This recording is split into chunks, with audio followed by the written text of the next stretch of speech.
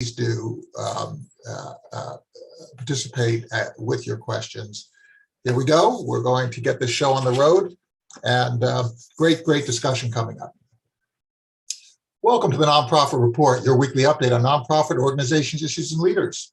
I'm your host, Mark Oppenheim, and today we're discussing literacy as a powerful tool for helping our children to prosper, with special guests, Adeola Whitney, CEO of Reading Partners in Oakland, Joel Zarrow, CEO of Children's Literacy Initiative in Philadelphia, and Heather Jenkins, CEO of the Literacy Lab in Washington, D.C.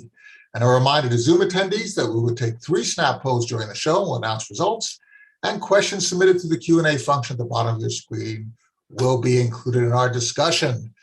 So thank you so much for joining us. This is just a wonderful opportunity to talk through some really important issues. And I just wanted to set this up with the fact that in the last decade, schools have increased their focus on reading and writing in order to close learning gaps and to teach literacy as a foundation for learning other subjects. So let's discuss the idea of being hyper-focused on literacy and why this is so important to a child's development. And let's start with Adeola in Oakland. Could you talk a little bit about your programs at Reading Partners and how you create the foundation for a prosperous future for our children going forward?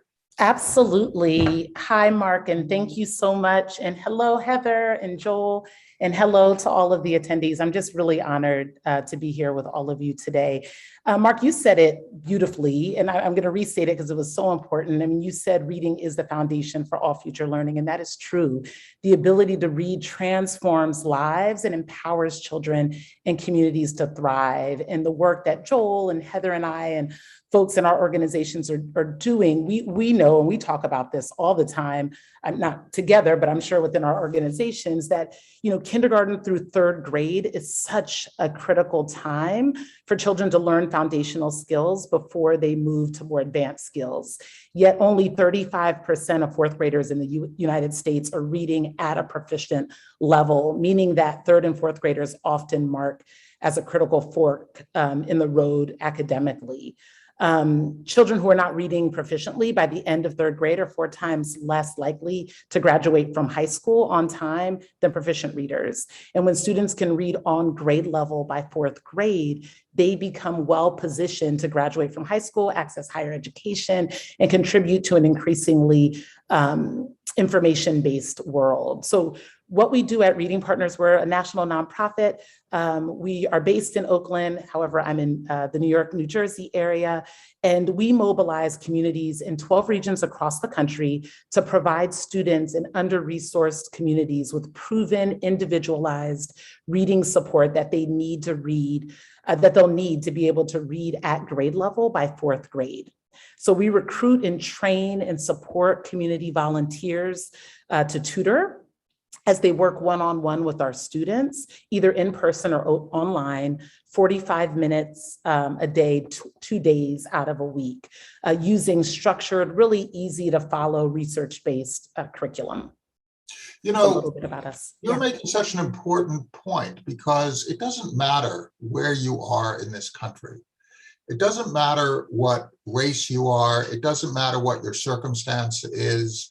If you do not have the resources and the access to a good education, you as a child, your future is impaired. Heather, how do you evolve your programs at Literacy Lab to address this need in your area? Thank you, Mark, and thanks, Ola and Joel, and really just a pleasure to be here today. So one of the things that we do is really think about who arrives at in kindergarten with the skills that they need to be successful in kindergarten. And that really prompted us to say, yes, we have a K through 3 model for all of the exact reasons that Ola beautifully narrated, but we also have a pre-K model because we work in Black and Brown communities with historically marginalized young people, and we are working against generational educational inequities in these communities. So we know that our students are showing up to kindergarten without all of the things that their more privileged peers may have when they show up to kindergarten. And so we're really focused on that, really perfecting our pre-K work as well as our K-3 work to ensure that students are able to really achieve success. And one of the things we have been talking about with the pandemic is, well, what happens when we see more and more of our kindergartners who didn't have any access to anything over the past, year and a half? And so we've been trying to figure out how we do some potential hybrid work to really meet students where they are. We're going to have third graders that are still at a second grade level. We're going to have second graders who are maybe at a kindergarten level, depending upon what they had access to during this pandemic. And so we're really looking at how do we adjust what we do and how we do it to best meet students where they are. And also we're starting to think a lot about, because we recognize that these are generational challenges that our communities face, how are we supporting the families of our students in helping with their literacy skills as well? So that's something we're diving into as an organization. One of the things that I find to be really fascinating about the United States is that bilingualism is sometimes treated as if it's not a good thing, right? And very often, it really reflects more of the inadequacy of our teaching approaches, because bilingualism actually gives young people an incredibly sophisticated view of grammar, of sentence structure. There are different alternative ways of expressing that, but sometimes the teachers who are not necessarily bilingual see only a disadvantage in this, and then try to discourage something that is unfolding in the home in a wonderful way. And just full disclosure, I'm bilingual. I grew up bilingual. It's German and English, but I found that all of my fellows in school who also were growing up in bilingual and different languages also benefited from that. Joel, how do you experience that at the Children's Literacy Initiative, where this sort of idea of bilingualism, I think, is shifting, but I'm not really as close to it as you are. How do you experience it? And by the way, your microphone is on mute. Yeah, thank you, Mark, and thank you for having all of us. I really appreciate it. First, Children's Literacy Initiative is also a nonprofit organization, and we are a national nonprofit. We essentially help teachers. We're teacher coaches. We help teachers get better at what they do so we get better outcomes for kids. I think your question about bilingualism goes back to the very founding of the country. I think we still struggle with the concept of the American dream and what does it mean to have access. If you travel around the world, you realize how limited our understanding of what young children, what we're all capable of in terms of language learning. I think we all want children to have access to the dominant language structure that's going to give them access to jobs, employment, all of that stuff. But I think how we go about it right now in education is really white normative. I think that it doesn't only apply to bilingualism in Spanish, French, the classics. I think it also has to do with our grappling with race and racism.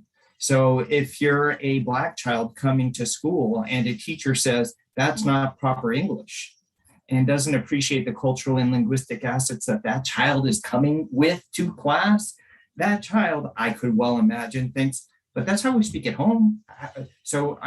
And then that fractures a sense of belonging in that classroom. So how we understand the linguistic assets that kids are bringing with them really shapes the extent to which a child wants to learn from you. And I think we need to understand that. Yeah, it's so interesting because in the founding of the country, the big controversy was between the German language and the English language, right? I mean, this country could have ended up being a German speaking country because at that point, there was a huge group of people who were German speakers, right? So that was the big issue. It then became in certain areas of the country French, right, where and Creole and that kind of thing, and then Spanish. So you've got and now we're in an international world where everybody's connected to everybody. So this whole idea of different language and different rhythms of language and different grammars of language, how do we teach literacy when literacy is so much about structure and English vocabulary, those kinds of things? How do we incorporate the benefits of literacy that is focused on the dominant language while also appreciating the texture and the benefits of multilingualism and sort of that basis of becoming multilingual, so for later on we can do business in different languages in different countries? Heather, how do you deal with that kind of issue with an organization called the Literacy Lab? That's such a great question, and something we're really spending a lot of time thinking about and talking about as an organization. And let me just share, Literacy Lab, like my fellow organizations here, is a national nonprofit. We are currently working in 6 states, and like I said, we have kind of a pre-K model and a K-3 model. And so one of the things we've been talking about a lot is how well do we know our communities? I think the pandemic really taught us that just being in schools that are located in particular communities doesn't really mean that we know those communities and that we are connected to those communities in the ways that we need to be. And so that's one thing that we've recognized. And another thing that we've recognized is that our model, it's made kind of generally, which means, to Joel's point, it's made kind of from like a white normative frame of reference. And so how do we continue to look at the assets in our communities, the language, the culture, the history in our communities, and use that to really, build a model that is more culturally responsive to those that we are serving? Because we know that when we make those connections to culture and context, and we bring the learning in through that lens, just as we were talking about with multilingualism, the learning is going to be enhanced. So when students are able to see themselves reflected in the passage that their Literacy Lab tutor or Leading Men Fellow is working on with them, when they're able to see themselves reflected in that, when they're able to maybe hear parts of their language, hear just names in the passages that reflect kind of who they are and where they're from, they are going to have a greater connection to that learning. So that is something that we are spending a lot of time thinking about as we go into our first strategic planning process. Is what does our work look like in a culturally responsive context? Yes. Can I just add? We just did a poll. I'll go to you in a second. We asked, is literacy a fundamental human right of all Americans that should be supported through use of tax dollars? 100% of the people who are listening right now said yes. I'm sorry for interrupting. Go ahead. No, please don't apologize. I was just so excited to hear both what Joel and Heather just said. And if this were call and response, I was on mute, like, yes. You could probably see my head nodding, so aggressively. But I think both of you summed up your point so beautifully, and I couldn't agree with you more. And just a couple things that I wanted to underscore. Heather, as you were talking, and you and I have talked about this before too, but I think there's this notion of, are you doing work, and especially as a national nonprofit doing work, right? Whether you are in Joel's organization supporting teachers, or you're in Heather or my organization supporting the work through the school and using AmeriCorps members. I think the fundamental question we always have to ask is, are we doing this work with the community, to the community, or for the community? And ultimately the answer should be with, right? But it's not always. And I've worked in a number of national nonprofits, as I know Heather has too. Joe, I don't know for you, but where oftentimes we think we have the answer and we want to enlighten you and teach you what we know, as opposed to the answer lies somewhere in the middle. Yes, we have tools, but there are tools and resources and communities. And the more that we understand those communities, the better off we are. And then just to go back to the point around languages spoken, I think it was the National Institute of Child Health and Human Development. They did research and it tells us that students do not, quote unquote, pick up reading as hearing children pick up spoken language, but rather reading is learned through conscious cultivation of key literacy skills. And that is what all of our organizations are just so focused on doing. Children, when they're struggling and they may not have the key literacy skills, there's oftentimes a skill gap. And the interventions that we provide are to help fill what those gaps and what exist. Well, I want to stay with you for a second. This notion about literacy as a fundamental human right. If you take a look at what other countries are doing, India, for example, has a huge structure of education. China has a huge structure of education. Europe has a huge structure of education where a great education is not something that robs people of wealth because it's not expensive. It's part of what is publicly supported, and it's viewed as by those countries. Those young people are viewed by those countries as really key to that country's future. You want to try to exploit the capabilities of every young person as they grow up, and you have to give them a good foundation. Do you believe that literacy itself ought to be a human right, and is it something that we ought to support through increased tax expenditures? Absolutely, yes. Capital Y, capital E, capital yes, it is. I mean, the way I talk about literacy is that you cannot have a conversation about literacy without having a conversation about inequality.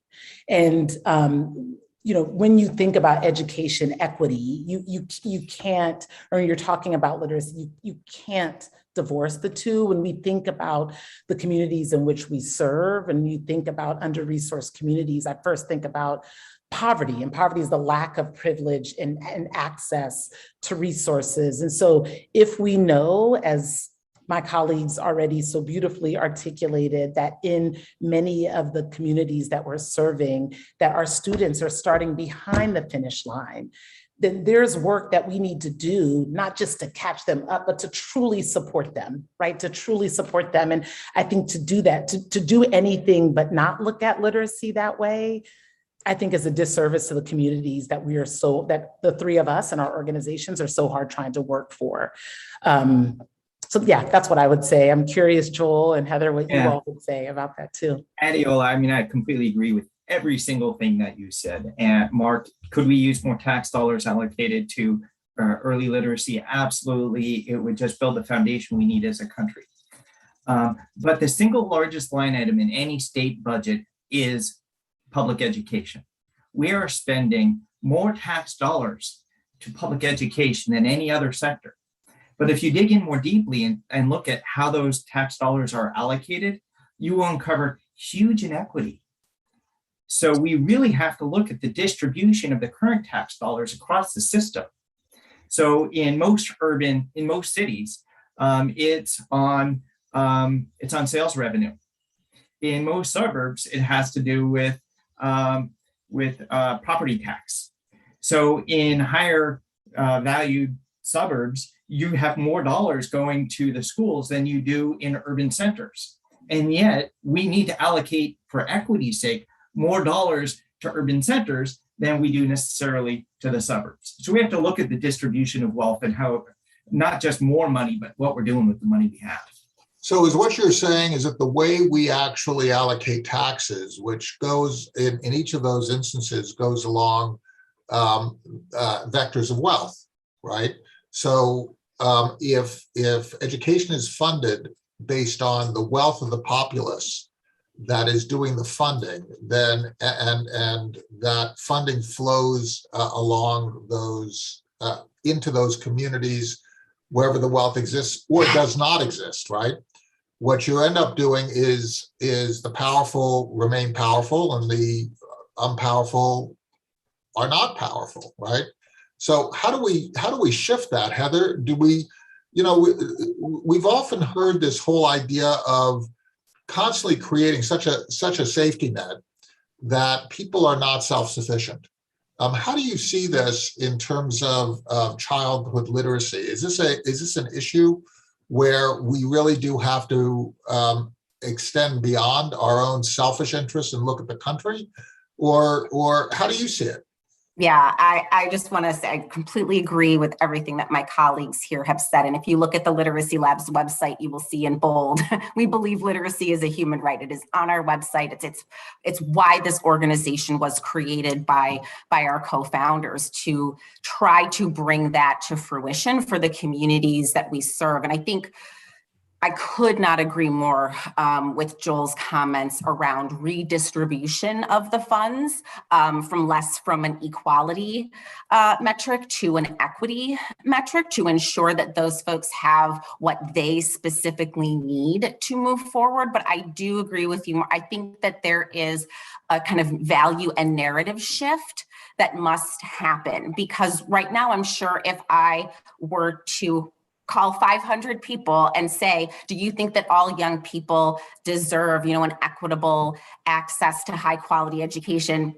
Pretty sure all 500 would say yes. But then if I were to call back and say, well, guess what we're going to do? We're going to redistribute, the tax money to ensure that schools are more equitably funded. People would be looking at their own self-interest, would be thinking about potential loss of privilege and advantage, and not want to give that up.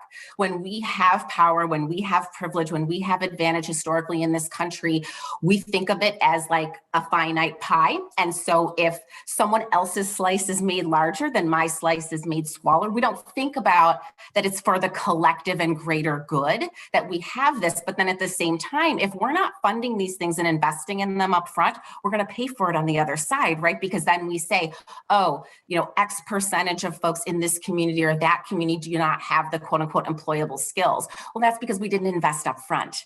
And we said that we're going to, kind of keep privilege and wealth and power in certain places, rather than making some more radical and transformative and revolutionary shifts to how we do what we do. And that's why we just keep kind of going on this same hamster wheel, because we haven't changed the narratives around moving away from kind of individual and I need to have my pieces to a more collective, hey, this is what's good for all of us. And so I'm going to invest in this. I guess it gets down to what the definition of the social compact is, and when we sort of inflect from individual liberty to a more social compact type of concept. We just finished one of our polls, and we said, besides teacher and parents, how much responsibility do we all have to ensure literacy for children who are not ours, right? So not my child, but your child.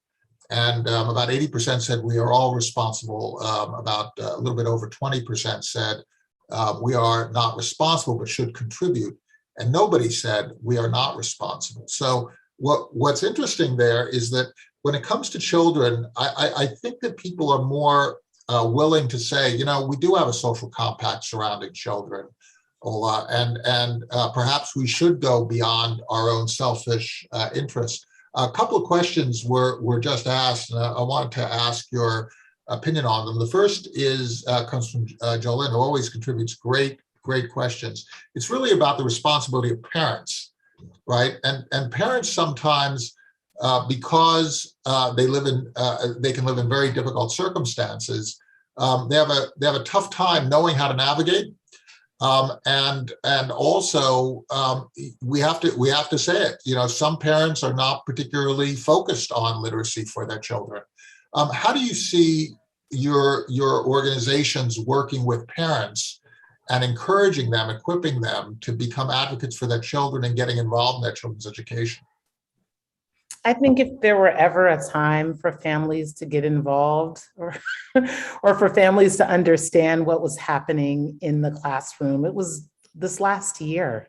I mean, parents saw it without having to be at a parent conference or leaving their jobs in the middle of the day, because so many of us were home with our kids. And so I think we had the best window. I will say, in Reading Partners' 21-year history, we've not always been great at doing this work with our communities. And in fact, I think the initial structure of how we were created, we did the work during the day when most of our families, of our students, we're at work. So we didn't go above and beyond always to engage our families. That COVID made that change for us. And so we know that the students that we serve, their libraries at home are not nearly as extensive. I don't know the percentages or numbers, but aren't nearly as extensive as those from more affluent homes. And so a big focus of ours is how can we work with families and figure out what are the resources they want to ultimately support their children with their learning at home, and how can we provide that? Not this is what they want, this is what research says we must do, but rather let's just ask them. Maybe let's just survey them. Let's ask them what are their greatest needs right now in supporting their children through their literacy journey, and how can organizations like Reading Partners partner with them? Well, we've done that. And through doing that, we have something called Take Reading Home, and it's an opportunity where children are incentivized to have books, whether in our online program or our in-person program, where they're encouraged to take books home. Over the summer, we gave thousands of books to so many of our families to ultimately ensure that they have reading that they can do at home. We also provided an e-learning, not e-learning, but an e-books, an e-library, if you will, that's available not just on a computer, but on any digital device. So families have access to books that they can read with their kids. So those are some of the things that we're doing. We're also launching a family advisory board. We've created resources and workshops for our families based on their results, what they told us in our surveys. So I think it's going to look a little nuanced in every community and for every parent. And I don't want to pretend that I know what every family needs, but I believe you just ask. You ask them what they need and what they want. And then you make sure that they understand what the organization is here for and how we want to partner with them to support their students' learning. And Joel, we just ended a poll. I'll get to you in a second. We asked what the top reasons are for that students experience of poverty tend to fall behind. And the two highest responses were one, the low income of the school districts and the schools, and the second is other challenges, right? Challenges being faced in the home.